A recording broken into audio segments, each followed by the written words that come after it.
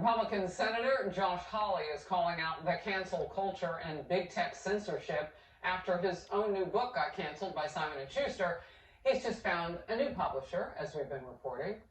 And in a New York Post op-ed entitled, "It's Time to Stand Up Against the Muzzling of America," Senator Hawley writes this: "Tech titans have already booted dozens of conservatives off social media, and if they have their way, half the House Republican Conference will be expelled from Congress. The alliance of leftists and woke capitalists hopes to regulate the innermost thoughts of every American, from school age to retirement, and they've trained enforcers of the woke orthodoxy to monitor dissent or behavior." That's deep. And Emily, some are saying today that's a lot of thought about thought. And it is. They're really worried about our thoughts, apparently, the cancel culture. That's exactly right. And how quick to judge. I actually was surprised that his op-ed got published, but it seems like the New York Post is sort of one of the last bastions of being able to publish, being able to put forth differing opinions without them having to subscribe to it on their own. That's what media is supposed to be, right? It has devolved, in my opinion, into a source of advocacy. Every time you read an article, it's like reading a persuasive brief, but without the supporting data. And now it's trickling into all kinds of aspects of our industry. So we just found out that, for example, a lot of big name companies have already pulled out of Super Bowl advertisements, including Coke and Hyundai, for fear of offending viewers. It's really for fear of cancellation. All right, we want to get inside the White House now, where President Biden has met with the Vice President Kamala Harris and Secretary of Defense and Chairman of the Joint Chiefs, and they are talking right now about transgender in the military. Let's watch. Okay. Thank you again.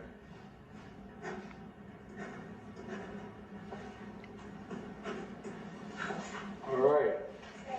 Thank you. No, it's a long way to come.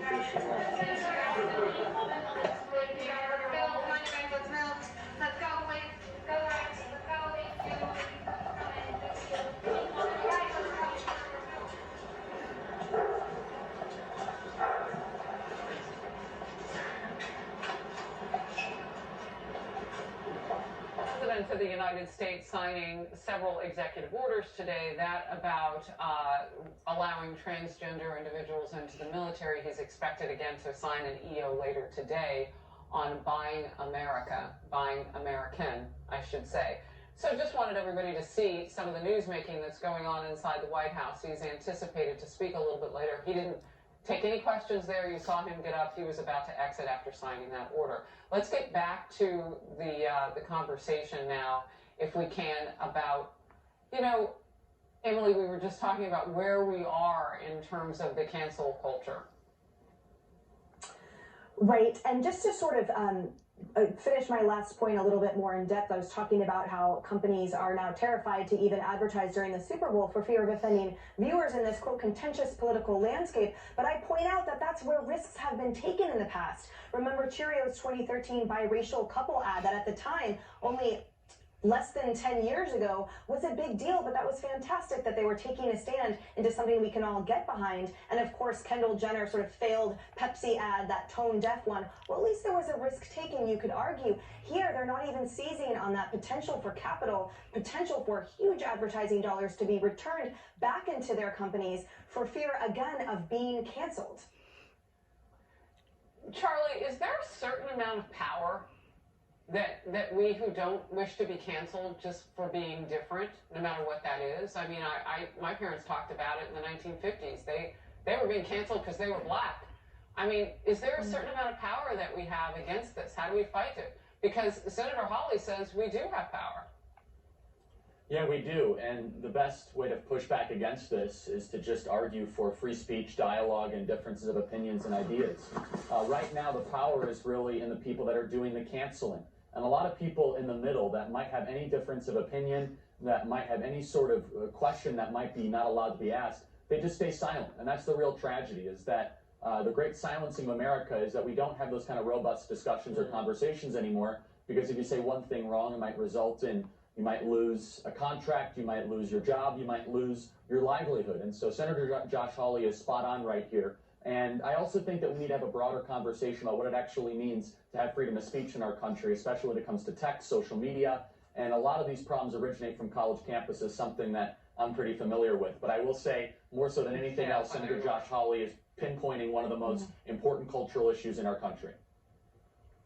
Kennedy, real quickly before we go to commercial break, I see it as a sign of weakness if somebody can't have a debate with somebody who doesn't resemble or hold similar views. I mean, it should be a challenge to debate and to come together with great ideas. That's a fantastic point, and it really does show a lack of confidence in your own ideas if you can't even be challenged by someone who might have a different point of view. And in addition to canceling, there's also othering. So when you other someone who has a different viewpoint, you are in essence saying that everything about them is inadequate, and there isn't room for someone else's discussion. What I really miss is comedy, because there's a lot of comics now that won't step foot on a college campus. Yeah. And the freedom to make fun of things and make people laugh, that used to be sacred in our culture. I will mourn that until it comes back at some point. Well, I won't have to warn you because you're one of the funniest people I know. So you just keep being Kennedy. All right. A New York Times deep dive into